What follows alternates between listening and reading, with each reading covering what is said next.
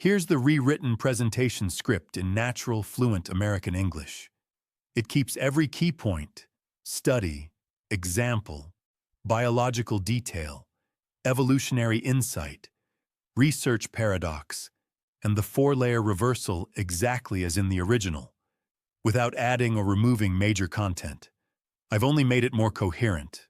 Smoother flow, logical transitions, reduced repetition of "I notice," more persuasive, stronger rhetorical questions, direct you address, vivid storytelling, and better at holding attention. Shorter sentences where it counts, building tension, conversational tone that feels like spoken delivery. The idea that you shouldn't exercise at 60 isn't as harmless as you might think. It's a belief millions of people grip tightly the moment they cross that threshold. They tell themselves their bodies are worn out, their joints have weakened with the years, so the safest choice is to sit still, rest completely, and avoid every possible risk. Injury, sudden fatigue, anything. Many even whisper to each other that any movement now only makes things worse. That true protection means stopping everything physical, from brisk walks to light lifting, so you can live peacefully with your grandchildren, worry-free. But after decades of closely following thousands of real-life cases, I've seen something crystal clear. That belief isn't protecting you the way you imagine. It's quietly creating consequences almost no one sees coming, and blindly trusting it actually makes everything far more complicated. I've watched it happen again and again. People who choose total rest after 60 often experience a shocking, rapid decline. Muscles start shrinking in just a few months. Everyday strength drains away. Simple tasks, standing from a chair, bending to pick something up, become difficult. They fear falls, convinced movement will hurt their joints. Yet the very act of sitting still destroys their balance, stiffens their bodies, and leaves them far more fragile at the slightest bump. That's the first contradiction I keep seeing. The very protection they chose is pushing them straight into the danger they were trying to avoid. And it doesn't stop there. Their hearts and circulation pay a heavy price too. Less movement means poorer blood flow, shorter breath, and a body that slowly loses its inner vitality with no warning. They think they're staying safe by avoiding sweat or heavy breathing, by never making the heart work harder. Instead, the body ages faster, fatigue builds daily. I've seen people lose their daily energy within a single year of stopping. They become lethargic, interact less, and drift into isolation without understanding why. This popular belief seems to be stealing the very vibrancy of later life, turning what should be rich, full years into empty, heavy ones. What surprises me most is the impact on the brain and spirit. Over long-term observation, people who stop all movement after 60 gradually lose mental sharpness. Memory fades. Negative thoughts and unfounded worries creep in. They fear exercise will be too much for the mind, believing rest will keep it calm. In reality, total stillness starves the brain of the stimulation and flow it needs to stay sharp. This isn't protection. It's abandonment of one of the most important parts of who we are. I keep asking, why do we cling to something so obvious when it contradicts everything we know about how the human body and mind actually work? There are even more layers of contradiction. People over 60 who live sedentary lives often struggle with weight and metabolism in ways they can't control. They assume rest will preserve their shape. Yet everything slows down, fat accumulates, and the body grows heavier.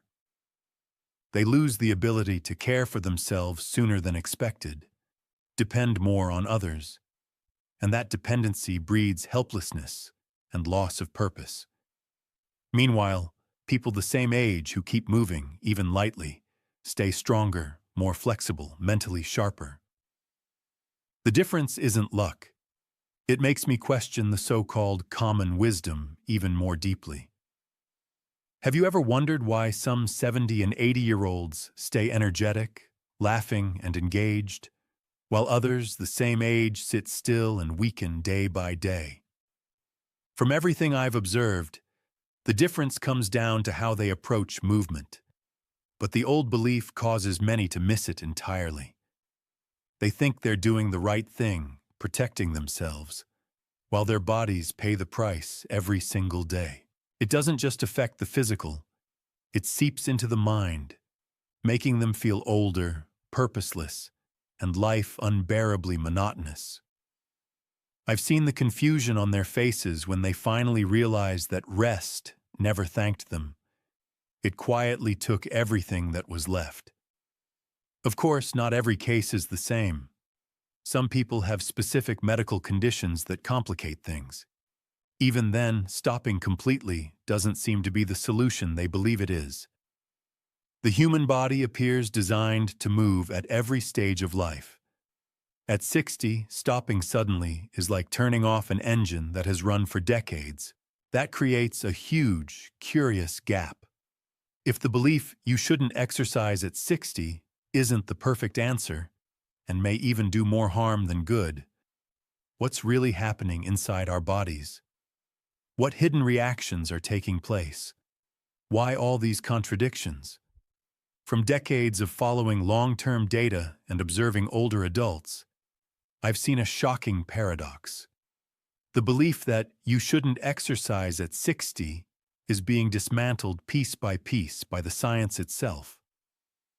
In one massive study tracking more than 270,000 people, ages 59 to 82, those who kept up the recommended level of activity, just 150 minutes a week of moderate movement like brisk walking, cut their overall risk of death by 13% compared to the completely inactive group.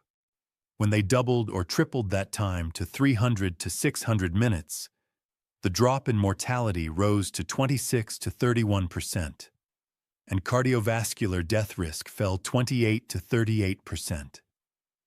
These numbers aren't random.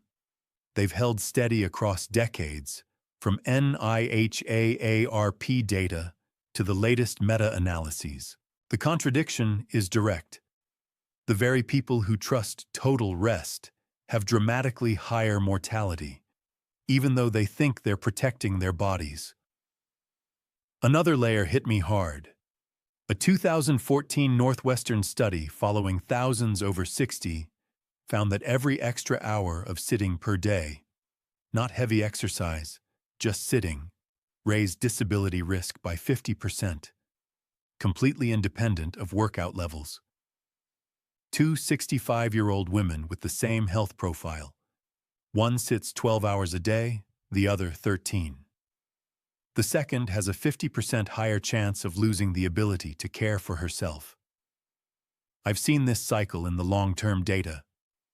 People who choose rest after 60 fall into it faster than they expect. They think lying still prevents falls, yet the numbers show falls skyrocket because of lost balance, muscle, and bone strength.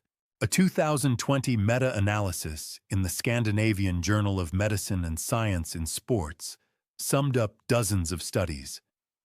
Active older adults dramatically lower their risk of fractures, repeated falls, loss of daily function, and cognitive decline. The inactive group, by contrast, faced higher risk across the board: breast cancer, prostate cancer, heart disease, even depression. The World Health Organization's 2024 data adds another layer. Nearly 1.8 billion adults worldwide don't move enough, and the rate is far higher after 60. Inactive people face 20 to 30% higher mortality risk, regardless of underlying conditions. In 8 to 12-year follow-ups, replacing just 10 minutes of sitting with light activity cut death risk by 30%. 60 minutes cut it by 78%. The irony? Many at this age do the exact opposite. Stop all movement out of fear it's too much. And the data shows they're accelerating aging. Sarcopenia, muscle loss, happens twice as fast after 60 if you're inactive. One Frontiers in Nutrition study showed that dropping below 1,000 steps a day for just 2 weeks significantly reduced muscle mass, worsened blood sugar control, and spiked inflammation, effects that don't fully reverse even when activity resumes. The contradictions go deeper into the brain and heart. A 2025 JAMA Network Open study found that just 35 minutes of moderate activity per week cut metabolic disorder risk by 41%, even for those who didn't hit full guidelines. Meanwhile, women over 60 sitting more than 11.7 hours a day faced 30% higher mortality, even if they tried some exercise. Recent Mayo Clinic data shows that adding just 30 minutes of light movement daily reduces senescent zombie cells, the ones that drive bodily breakdown. In hundreds of personal records I've tracked, people who stop after 60 lose grip strength quickly. Each kilogram lost raises mortality risk 9%. For the heart, inactivity raises blood pressure, bad cholesterol, and stroke risk far more than steady daily walking. But the biggest shock is how completely this reverses the popular belief. The Harvard alumni study, spanning decades, showed men who started exercising after 45 still cut mortality 24% and gained an average 1.6 extra years of life. Even in nursing homes, 87 to 90-year-olds doing light resistance training dramatically improved muscle function. Yet I keep seeing people who chose don't exercise paying exactly the price they feared. Early loss of independence, mental isolation, faster aging. The data doesn't lie. Bodies at 60 still respond powerfully to movement. Stop it, and everything collapses exponentially. These layered contradictions keep forcing me to ask, why does this obvious belief hold so strongly when science paints the exact opposite picture? Yet behind all those shocking numbers, what haunts me most from decades of observation is how deeply many 60-year-olds misunderstand movement itself. They don't just believe you shouldn't exercise at 60. They clutch it like a shield, and that blind trust leads straight to the outcomes I see repeating in group after group. The first common mistake I see is equating exercise with high-intensity, sweat-drenched, breathless effort, the kind meant for young people. They assume any movement will make joints creak, hearts race dangerously, bones snap. So right after their 60th birthday, many simply stop. No brisk walks, no stairs, not even sweeping or playing with grandkids. They believe stillness is safe. The contradiction is glaring. That absolute stillness makes them far more fragile. People I've followed for years start losing balance in just 6 to 8 months. They fall in their own homes, the place they thought was safest, because reflexes and posture control disappear. It creates a vicious loop. They fear injury, so they stop moving. Stopping makes injury more likely. I can't help wondering, do they realize the very protection they chose is betraying them? Another deep mistake is believing the body after 60 is expired, no longer able to adapt or recover. They hear, you're old, you're weak. Exercise just speeds aging, so they choose stillness to preserve themselves. This is especially common with mild conditions like high blood pressure or joint degeneration. They think movement will worsen things, so they rest completely. Yet in every long-term record I've tracked, stillness actually accelerates the problems. Joints stiffen without regular motion. Surrounding muscles atrophy, inflammation explodes.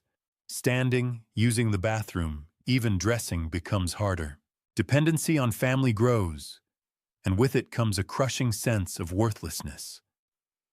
I've heard many say, "I'm old now, I can't do anything," when just a few years earlier they were still active. The belief doesn't just steal physical health, it steals the spirit too. There's a subtler confusion I see, mixing stop intense training with stop all daily movement. They read that older adults shouldn't run or lift heavy, then conclude they shouldn't do anything. In real life, these people often drop below 3,000 steps a day. They sit watching TV more, go out less, talk less. The result I witness over and over: clear cognitive decline. Short-term memory fades. They forget names, misplace things, slip into lethargy and lack of drive. They think they're peacefully enjoying their remaining years. In reality, they're living inside a body that's quietly destroying itself day by day. Each time I see them, they've visibly aged, not just in appearance but in their eyes and voices. The most powerful negative aha moment for me is watching them create exactly the problems they fear most. They fear losing strength, so they stop moving. They fear becoming a burden, so they lie still. They fear pain, so they avoid every motion. Yet those protective choices make them lose strength faster, become burdens sooner, and hurt more because of stiffness and chronic inflammation. I've seen cases start with mild fatigue. Within a year of sedentary living, they need canes, then wheelchairs, then bed. The contrast with same-age peers who keep gentle daily movement is so stark, I sometimes double-check the data. This popular belief isn't just wrong, it's dangerous because it wears the mask of caution and wisdom. And this belief is constantly reinforced by family and even some older doctors. "Grandma, rest. Don't tire yourself. Uncle, you're that age now. Don't push." Those words, repeated daily, make the belief feel loving and protective, when they're actually pushing people deeper into decline. I've seen people proudly say, "I don't exercise at all and I'm fine," only to complain months later about back pain, shortness of breath, insomnia, loss of appetite, and sinking spirits. None of these mistakes are random. They come from an outdated view of aging as a passive, unchangeable process. Yet my long observation shows the body at 60 still craves movement and can adapt in astonishing ways, just differently than at 20 or 30. When people refuse that, the consequences don't hit instantly. They creep in quietly, then explode into problems that can't be fixed. To understand exactly why these misunderstandings hurt so badly, I want to share what I've observed deep inside the body's biology when movement is taken away. From decades of tracking biological data in long-term models, I've seen that at this age the body doesn't simply rest, as people imagine. Instead, it triggers a sophisticated domino chain of reactions involving every layer of cells and hormones, a spiral that grows harder to reverse. First is sarcopenia, muscle loss. When movement drops sharply, the mTOR signaling pathway in muscle cells is heavily suppressed, slowing new protein synthesis. At the same time, myostatin, the protein that inhibits muscle growth, surges, as if the body is signaling, "We don't need muscle anymore." In many records, after just a few months of inactivity, protein breakdown, via the ubiquitin proteasome pathway, doubles, while muscle repair, satellite cell activation, nearly shuts down. Result: muscles don't just shrink, they lose quality.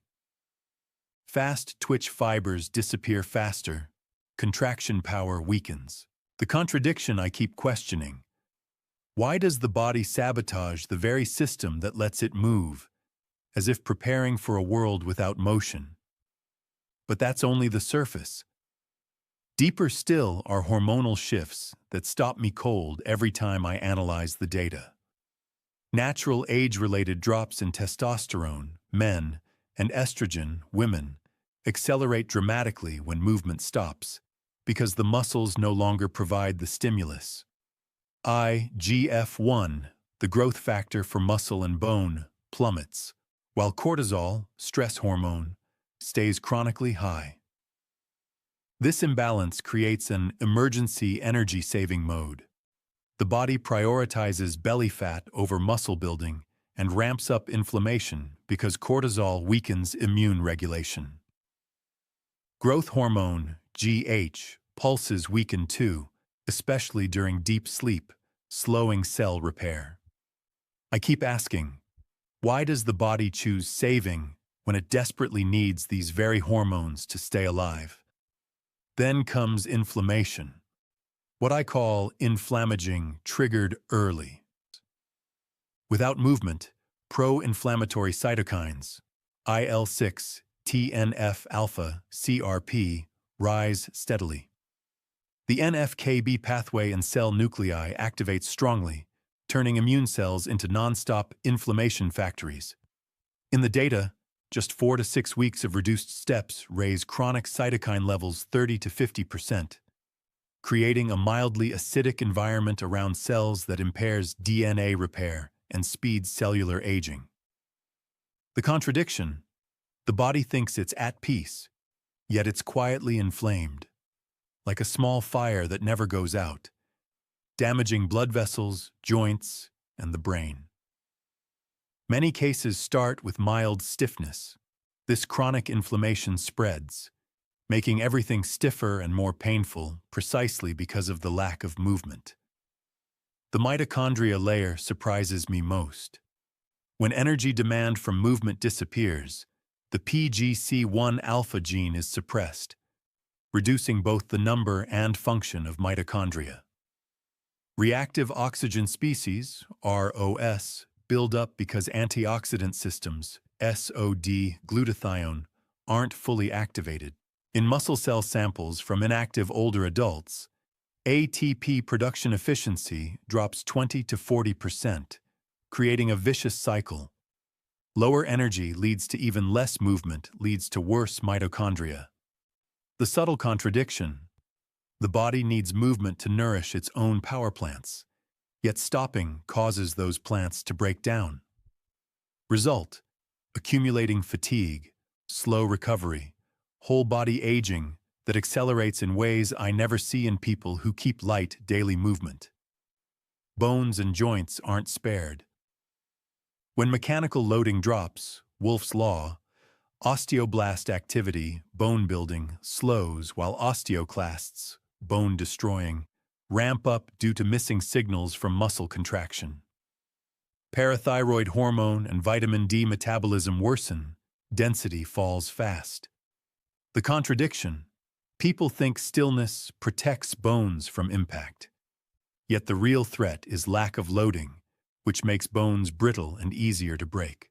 Joints stiffen because synovial fluid decreases and cartilage wears faster without gentle lubrication from movement. The cardiovascular system has its own clear mechanism. Nitric oxide, the vessel-dilating gas, drops because there's no shear stress from increased blood flow during activity. Endothelial function declines. Arteries stiffen, arterial stiffness. Blood pressure swings more. In the tracked data, after just a few months, elasticity drops. Inner vessel inflammation rises, paving the way for plaque. The contradiction: the body needs mild pressure from movement to keep vessels flexible, yet stopping makes the very oxygen transport system rigid. The brain layer troubles me most. BDNF, brain-derived neurotrophic factor, plummets without movement, especially in the hippocampus. Neurogenesis slows, synaptic connections weaken. Without mechanical and muscular hormonal stimulation, the brain loses its natural fertilizer, leading to foggy memory, lower mood, and increased brain inflammation. The most subtle contradiction: The body thinks it's resting to protect the brain, yet it's starving the brain of the very nutrients and stimulation only movement provides. None of these mechanisms work alone. They form a self-reinforcing network. Inflammation feeds sarcopenia, hormonal imbalance damages mitochondria, low BDNF reduces motivation to move. It's a system that amplifies itself. Yet what fascinates me most is that adaptability still exists. With even a minimal, right kind of movement, these mechanisms can slowly reverse. mTOR reactivates, myostatin drops, BDNF rises, mitochondria recover. The body still wants to move. It's still wired to respond, just at a different rhythm than youth.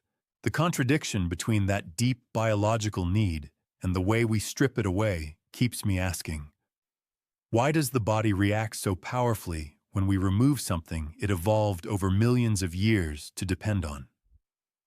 Those biological observations open a wider view, how humans actually lived in our evolutionary environment, and why sudden change at this age creates such massive paradoxes. If we don't look at evolution and environment, we'll never fully understand why the body reacts this way. From long-term anthropological studies I've followed for years, one big paradox stands out. The human body did not evolve to retire the modern way. It was built for steady movement throughout life, even as age increases. Our hunter-gatherer ancestors, the ones who shaped our genes over hundreds of thousands of years, almost never stopped moving just because they turned 60. They remained active contributors, providing food, caring for grandchildren, joining endurance activities. That movement was what helped them survive and pass benefits to the next generation. Look at the Hadza in Tanzania and Tsimane in Bolivia. In long-term tracking, Hadza over 60 still average more than 125 minutes of moderate activity daily, walking 8 to 12 kilometers, with step counts double or triple those of older adults in industrialized societies. Their activity decline with age is modest. They keep gathering, small game hunting, digging roots, carrying loads, without calling it too much. The Tsimane maintain high physical activity levels, PL 1.7 to 2.1, even in old age, and show 70% slower brain shrinkage than Westerners the same age.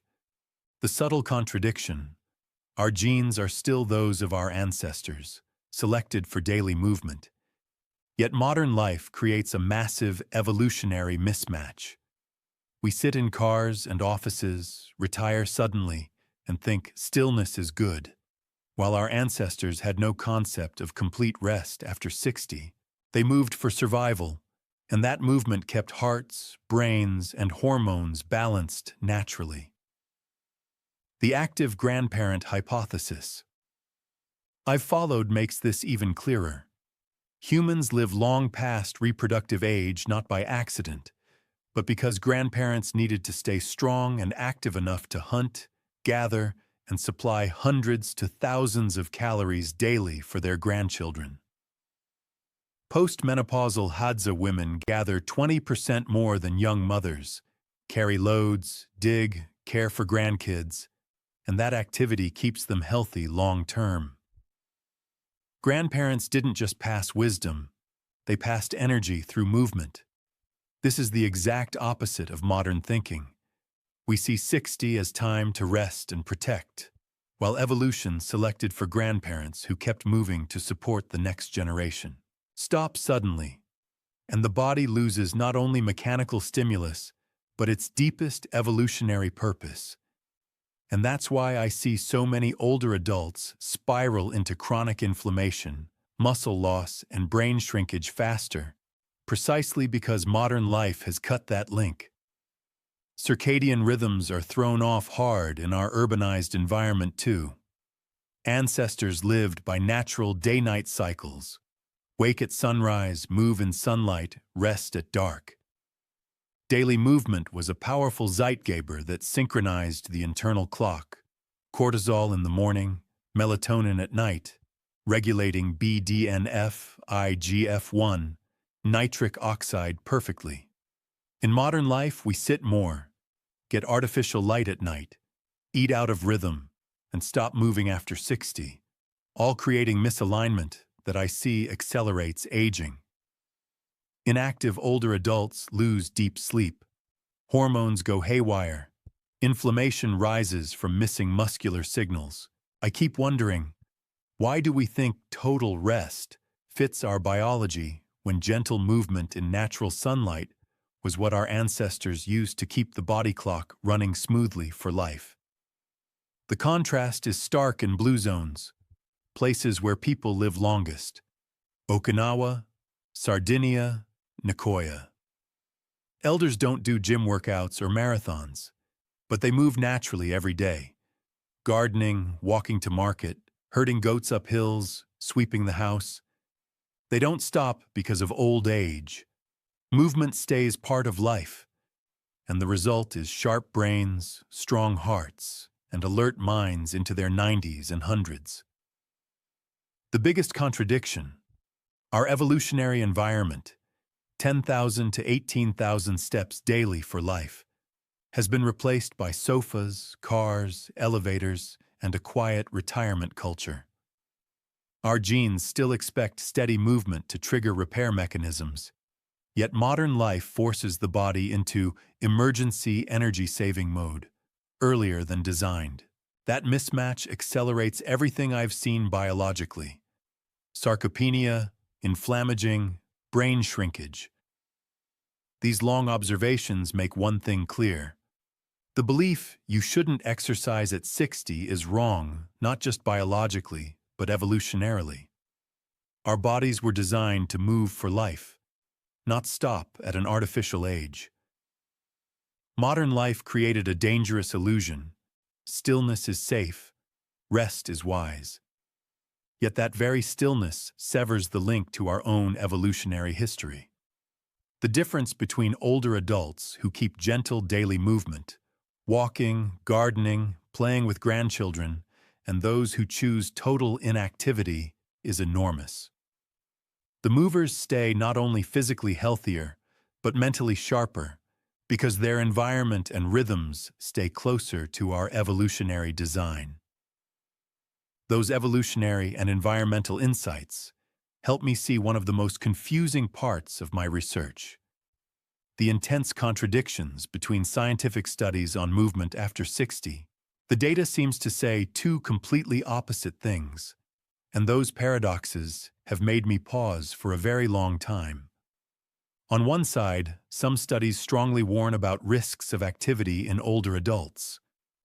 A large 2018 British Journal of Sports Medicine study of over 15,000 people over 60 found that higher intensity activities, running, heavy weights, raised joint injury and fracture risk 2.3 times compared to less active groups. Older cardiology reports once advised people with heart history to rest absolutely after 60 to avoid sudden heart rate spikes and arrhythmias. Some studies on severe joint degeneration even concluded that any repeated movement wears cartilage faster, recommending avoid lots of activity as protection. These numbers seem to support the popular belief you shouldn't exercise at 60, and many people use them to justify complete inactivity. Yet on the other side, I see an entirely opposite layer of data that actually refutes those conclusions. Cochrane database meta-analyses from 2022 and 2024 show that, despite short-term injury risk, older adults who stay regularly active cut hip fracture and serious fall risk 27 to 41% over the long term, thanks to better strength and balance. The paradox: people who rest to avoid injury actually fall more because they lose muscle quickly and reflexes weaken. I've seen this clearly in 10-year follow-up data. Another paradox that troubles me is cardiovascular. Studies from the 1990s to 2000s often advised people with coronary disease to minimize activity to protect the heart. but larger recent studies from the American Heart Association and a 2023 randomized trial of over 4,000 people, 65 plus, show the opposite. Those who kept light to moderate activity, just 20 to 40 minutes walking daily, cut cardiovascular death risk by 38%, while those who suddenly reduced activity after diagnosis had 22% higher hospitalization and mortality. The data literally says the reverse. More rest doesn't save the heart. It weakens it faster from lack of stimulus. There's an especially subtle paradox around intensity. Some studies warn that high-intensity training in older adults can increase inflammation, damage mitochondria, and even speed aging if recovery is poor. Journal of Gerontology data shows HIIT raises oxidative stress markers.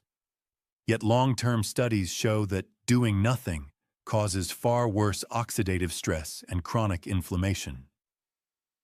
The paradox: too hard harms, but complete rest harms more. I've observed that a sweet spot exists, but very few people find it because they swing to the other extreme, total inactivity, out of fear of the first extreme. The contradiction that surprises me most is in the very old. Some studies on 85 to 95-year-olds warn that any exercise is too dangerous and may cause fractures or exhaustion. Yet the famous 2021 Swedish trial on people averaging 89 doing progressive resistance training showed they gained 30 to 50% muscle strength in just 12 weeks, improved daily function dramatically, and lowered fall risk. The control group that did nothing continued rapid decline. The data seems to contradict itself. The older you are, the less you should move. But the older you are, the more you need movement to fight rapid decline. Another big paradox from epidemiological studies: older adults in nursing homes who are told to rest a lot for safety decline cognitively and physically faster than community-dwelling peers who keep light activity habits. COVID-19 lockdowns created a painful natural experiment. Older adults forced to reduce activity sharply showed clear losses in muscle and cognition, while those who kept moving inside maintained most of their function. All these contradictions aren't simply old studies versus new studies. They reflect a deeper reality I've observed. Science is wrestling with the difference between stopping movement and moving the right way. One side of the data seems to support stillness. The other shows stillness is the silent enemy. And the tension between those two poles makes me believe more than ever that we're missing the most important, nuanced layer. After all these intense contradictions and paradoxes that make the data seem to argue with itself, I find myself at a difficult turning point in thinking. Decades of observation have left me unsettled. Is the belief you shouldn't exercise at 60 completely wrong, as the surface numbers suggest? Or does it contain a deeper truth we've never fully seen? From my own research perspective, after watching hundreds of cases on both sides, those who stopped completely and those who tried the old way, I've reached something I myself found hard to accept at first. The belief you shouldn't exercise at 60 is actually right, and it's righter and more important than most people realize. But it's right in a completely different way. If exercise is understood in the traditional sense, high-intensity, high-volume, repetitive, machine-like workouts that leave you breathless and drenched, long runs, heavy lifting like young people, or competitive programs with constant progress, then yes, at 60 we shouldn't do those things. Not that way. Not with that intensity or philosophy. I've watched too many people in this age try to stay in shape the youthful way, prove they're still as strong as they were at 30, only to end up with long-term ligament injuries, chronic tendinitis, heart rhythm problems, or total burnout that makes them quit entirely. The biological mechanisms I shared earlier, slower recovery, higher myostatin, mitochondria sensitive to oxidative stress, easier cortisol imbalance, make pushing the old way unwise. People who try to beat age by training like the young usually pay the highest price. Worse joint pain, disrupted sleep, sinking spirits, and finally returning to inactivity, feeling like failures. That's exactly why the belief you shouldn't exercise becomes correct and necessary, if we understand its true meaning. At the same time, I've also seen clearly that interpreting it as stop all movement, lie still, and rest completely is an even more serious mistake. This is the most subtle nuance, the deepest reversal I took years to fully see. From my long-term observations, at 60 the body doesn't need exercise in the athletic sense. It needs a completely different form of movement. I'll call it healing movement, or intelligent movement guided by biological signals. A humble, smart, highly personalized form that values quality and sustainability over intensity and volume. It's not about building big muscles or burning maximum calories. It's about keeping the living signals active, triggering repair mechanisms, keeping mitochondria working, maintaining hormone flow, and especially protecting the brain and spirit. The people who succeed at this share one trait. They've stopped chasing training in the old sense. They move. They walk slowly in the garden in the morning with full awareness of each step. They garden gently in rhythm with their own breath. They dance to old music with grandchildren. They do light stretches upon waking. They climb stairs by feel, not by a program. And most importantly, they know when to stop, without pushing past daily limits. They listen to their bodies with an almost artistic sensitivity. Not rigid step counts or target heart rates, but inner feeling each day. Some days the body wants lighter movement. They walk 15 mindful minutes. Other days it wants a bit more. They add a few balance moves. No pressure, no hard goals, just deep cooperation with the body itself. The realization that hit me hardest. Stopping all movement is actually the far bigger mistake than exercising the wrong way. Because when you stop completely, the body receives zero signals and triggers total abandonment mode. Sarcopenia accelerates, inflammaging explodes, the brain lacks BDNF, arteries stiffen. Even wrong exercise is still better than none, but this subtle new approach delivers superior results with almost no risk. I've watched people leave traditional gyms, switch to gentle, natural movement, and improve dramatically. Inflammation drops, sleep deepens, memory sharpens, and most important, they feel alive in a new way. Not through raw power, but through flexibility and inner peace. There's one more crucial nuance. At this age, movement must become almost artistic in its personalization. No one-size-fits-all formula. Someone with severe joint degeneration needs completely different movement than someone with only mild muscle loss. Someone prone to anxiety needs movement combined with breath and awareness more than someone with stable heart health.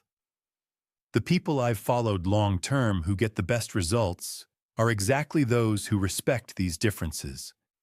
They don't force the body into a mold. They let the body lead. They prioritize active recovery, short rests between movements, rather than total rest. They combine movement with sunlight, fresh air, natural circadian rhythms, because only that fully activates the repair genes our ancestors carried. Here is the deepest paradox I've felt after all these years.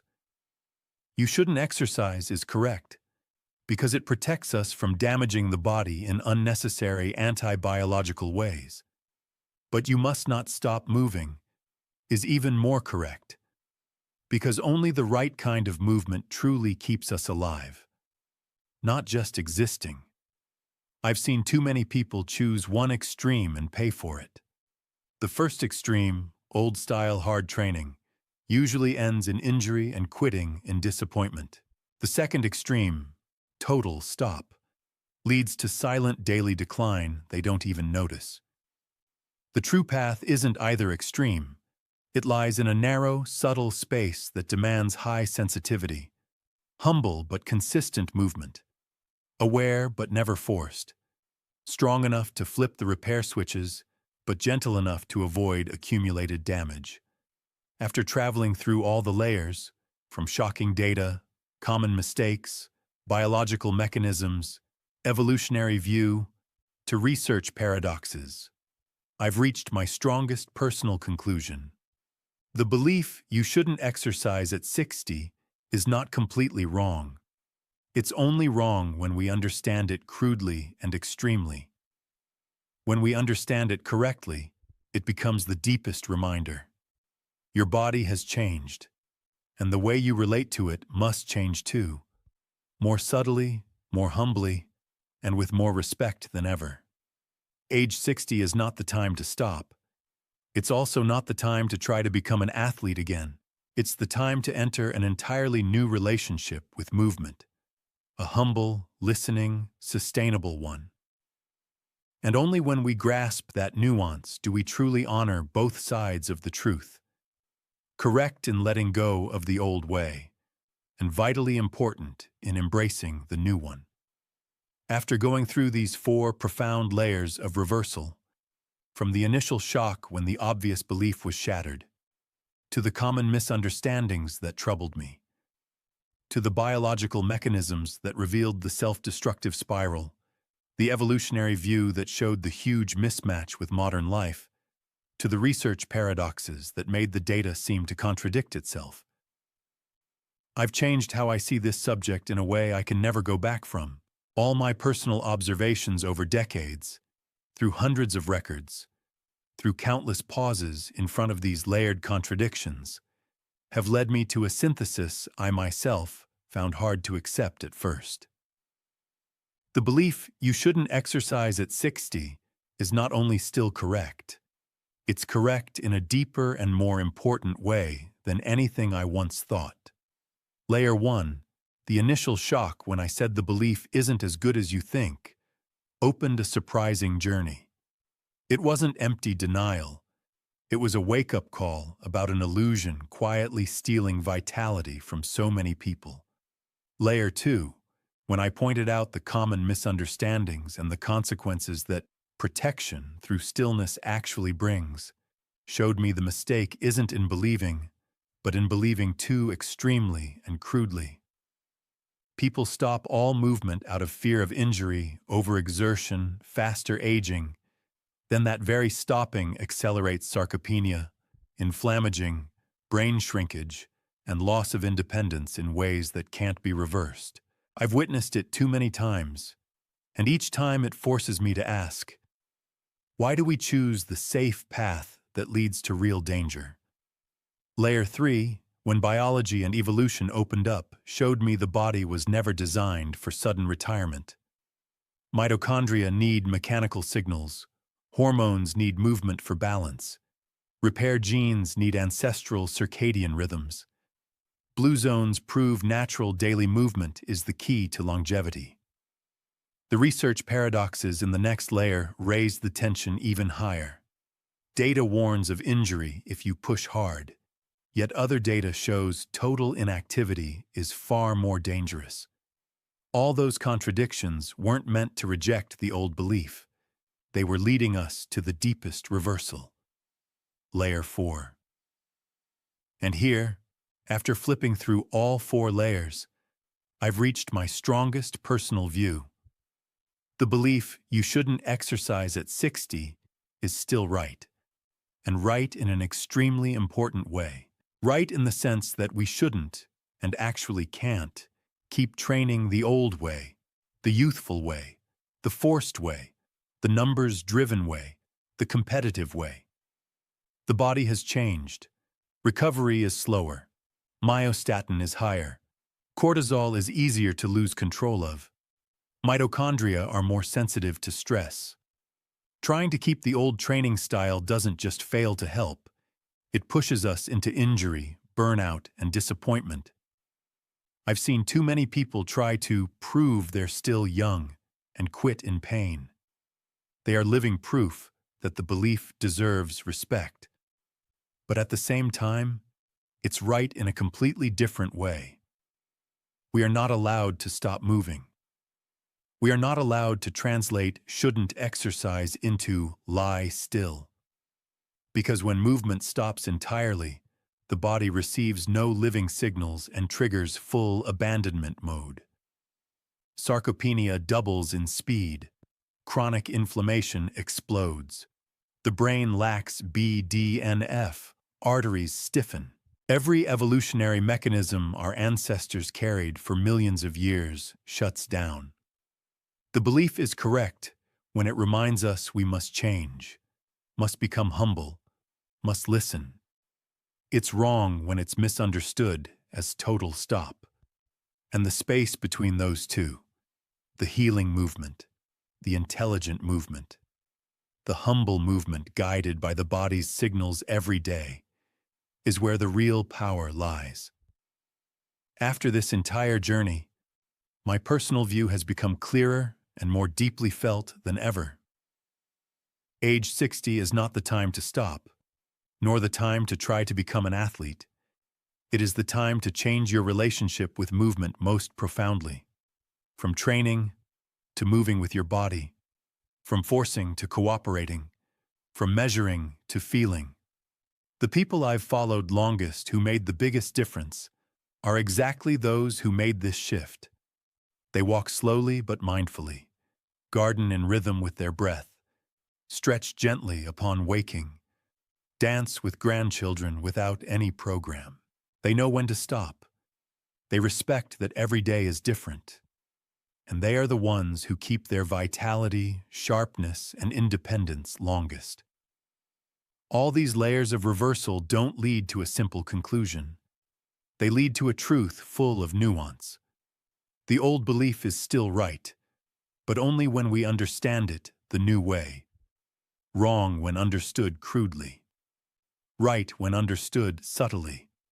And that very subtlety is what can save us from the aging spiral modern life is forcing upon us. I've realized that after traveling these 4 layers, anyone's thinking on this subject will never be the same.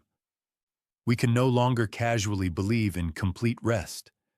We can no longer blindly chase, train like the young. We are forced to stand in the middle, listen, and find our own rhythm. And those final observations make me even more eager to share the next layers I've seen. How the body sends daily signals. How active rest is completely different from total stillness. And how a new relationship with movement can completely transform the journey of aging. Because I see that this journey has only just begun. The belief you shouldn't exercise at 60 doesn't end here. It opens an entirely new chapter, one I will continue to share from my deepest observations.